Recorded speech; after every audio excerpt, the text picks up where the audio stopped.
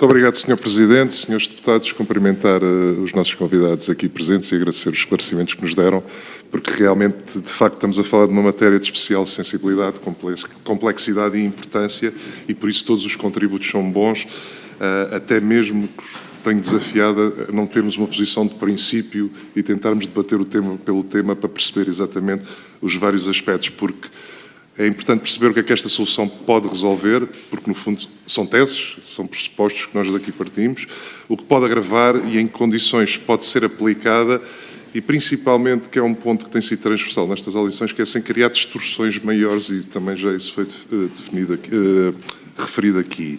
Aliás, há uma coisa que este debate tem deixado claro, e essa sim é clara, e temos visto também nas audições, que é não estamos perante uma matéria pacífica e, em muitos casos, até muito emocional. Há quem veja nesta solução uma forma de reforçar a ligação entre o produto, território e o valor acrescentado regional, e há quem alerte, e também já ouvimos isso aqui hoje, para riscos económicos, industriais, comerciais, jurídicos, reputacionais, que não podemos subestimar. E por isso tenho uma série de temas e de questões para vos deixar transversalmente, até porque cada um dos senhores tem uma posição diferente sobre o projeto de lei aqui em discussão e tem uma visão diferente dentro da própria cadeia de valor, e por isso é interessante ver a forma como encaram cada um destes temas. Um dos argumentos que tem sido usado a favor desta proposta é o que esta alteração reforça a autenticidade, a coesão territorial, a coerência territorial e até a identidade qualitativa do vinho do Porto.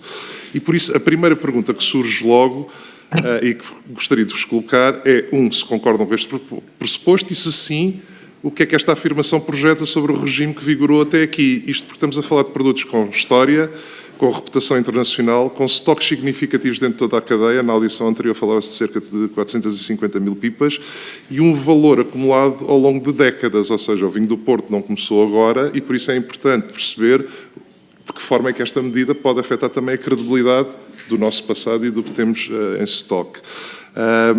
Depois há um segundo ponto que também me parece importante, que tem a ver com, e foi de certa forma referido aqui há pouco, como esta solução é pensada no tempo, ou seja, esta solução surge para tentar resolver um problema que de facto existe no setor, mas à luz também da fotografia atual do setor e dos problemas que ele enfrenta, e por isso julgo que o desafio é olharmos para isto numa perspectiva mais dinâmica, ou seja, se o setor continuar em retração, como é expectável, e se a dificuldade de escoamento se mantiver e a quebra de consumo que estamos a verificar, pode chegar um momento em que mesmo esta solução seja insuficiente para absorver excedentes e reequilibrar toda a fileira.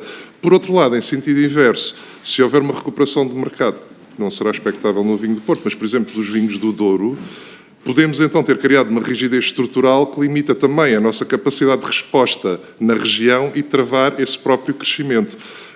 Já não sei, alguém tinha referido que é, vamos então plantar vinhas? Depende. É uma pergunta que não tem resposta imediata e objetiva agora. Se calhar agora não será a melhor solução, mas depende da evolução do mercado. Por isso, estamos a falar de facto de uma solução que é estrutural e pensada para o futuro, ou estará ela demasiado presa à situação atual? Depois há uma questão de suficiência material, que é, importa perceber não apenas em teoria se é possível produzir aguardente na região, importa sim saber se a região tem massa vínica bastante, em quantidade e regularidade, para sustentar esta exigência sem comprometer de forma excessiva outros segmentos de produção do Oriense e sem transformar uma dificuldade conjuntural numa rigidez permanente.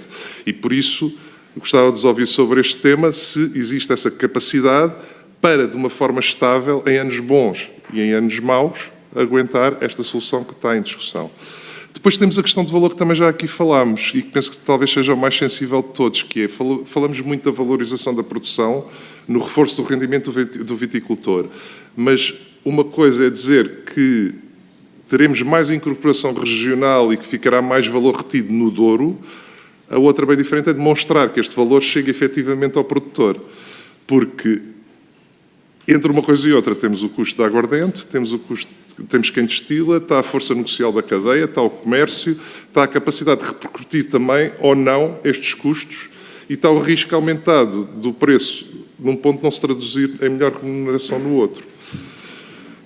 Por isso, a pergunta é como é que vem esta questão e se realmente consideram que o valor pode chegar a quem realmente ele precisa. Depois há uma dimensão importante e que se falou também aqui noutras audições e na audição anterior, que é a dimensão europeia e concorrencial. Esta solução, na prática, está a restringir o fornecimento de aguardente relevante à região demarcada do Douro. E pode ser vista como uma restrição à concorrência, à circulação de mercadorias ou à prestação de serviços. E, por isso, uma coisa é defender uma solução por razões de sustentabilidade económica, territorial e social, outra é conseguir demonstrar que esta solução é necessária, proporcionada e adequada no quadro europeu. Por isso, consideram que há uma base técnico-científica e jurídica para sustentar esta solução junto de Bruxelas? É uma questão que considero também ser importante. E, finalmente, para terminar, isto é um assunto, há pouco referia que precisávamos de mais do que 5 minutos para discutir, e esta eu também considero complexa, que é, eu penso que não podemos reduzir a valorização do vinho do Porto só à questão da aguardente, sinceramente. Embora seja um tema que pode resolver alguns problemas, acho que o problema é mais abrangente. Porque o vinho do Porto vale pelo produto, mas vale também pela marca, pela história, pela paisagem, pelo enoturismo, pelas categorias que tem, pela promoção externa e pela capacidade de conquistar novos consumidores em mercados que temos que assumir são cada vez mais difíceis. Por isso, a pergunta que eu vos coloco é relativamente simples de formular, difícil de responder, que é, não exigirá o Douro e o vinho do Porto uma estratégia mais ampla de apoio, divulgação e de promoção interna e externa, porque internamente também não o valorizamos. E não estaremos a colocar demasiada pressão numa única medida para resolver um problema estrutural que é muito maior do que ela. E, para já, são estas as minhas perguntas. Muito obrigado. Muito obrigado, Sr. Presidente, e não me querendo substituir ao Sr. Presidente, ia sugerir que todas as perguntas que não foram respondidas nos puderem depois enviar a resposta, porque é difícil, porque também a mim não me responderam a todas, mas se tiver essa delicadeza, agradecia. Eu gostava de fazer aqui um ponto que é, eu acho que ninguém questiona a região do Douro, é uma coisa fantástica. Eu conheci tarde na minha vida e acho um crime. Acho que toda a gente devia ser obrigado a ir ao Douro, que aquilo é realmente fantástico. E o património que ali temos é incomensurável e, sejamos de lá ou não, acho que todos nós devemos valorizar aquele território. Já agora só uma nota, há pouco falava-se, penso que era o Sr. Deputado da Iniciativa Liberal, sobre formas de consumo... Oh, Amílcar, peço desculpa, está bem.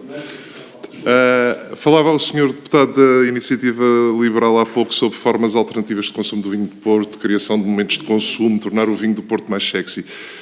Eu já levo uns anos disto e a minha área era marketing e eu lembro perfeitamente a Sograp, pelo menos há 15 anos, já ter começado a fazer isso e de uma forma intensa e por isso pode ajudar, mas pelo que eu sei não resolveu o problema. O que nós sabemos é que o que temos feito até aqui não tem funcionado e por isso havia já um senhor que dizia que não só não podemos resolver os problemas usando o mesmo tipo de pensamento que os criou, como usar a mesma solução e esperar resultados diferentes, isso não vai funcionar.